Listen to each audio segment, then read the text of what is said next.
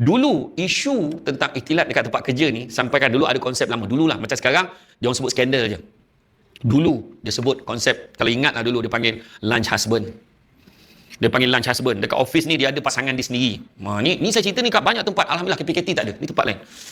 Dia ada lunch husband. Bila dia masuk pejabat, handphone dia masuk dalam laci, dalam drawer dia ada handphone lain untuk digunakan untuk tujuan personal dia. Ada. Kemudian ambil B katna. Itulah. Tengah ni jadi makan tempat biasa. Okay? Nampak?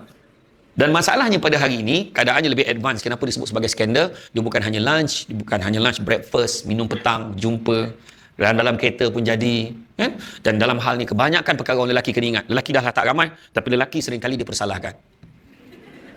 Kita kena terima. Lepas tu cabaran yang di tempat kerja tadi, yang konsep lunch husband tadi, dia ada couple dekat pejabat ni, satu masalah yang paling besar apa? Masalah yang paling besar adalah dah terlalu banyak medium untuk memudahkan perbuatan-perbuatan tak baik.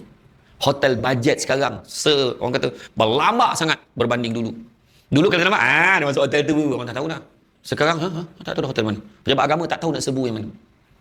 Saya pernah dulu, bila berceramah, saya dekat satu hotel kat Gombak tu, hotel bajet yang ada, kita pun masuk. Lepas tu nampak, dua orang, pasangan, budak lagi, turun. Rambut perempuan tu basah-basah. Lelaki tu bawa helmet turun. Dia buat apa kat atas tu? Mencongkak. Berbincang tentang masa depan negara. Apa? Dia turun ni. Saya dengan kawan, saya tak boleh tolong hati saya bercakap, budak ni buat apa? Bila dia turun, siap tegur. Ustaz. Alah, dia tegur aku. Betul, bayangkan.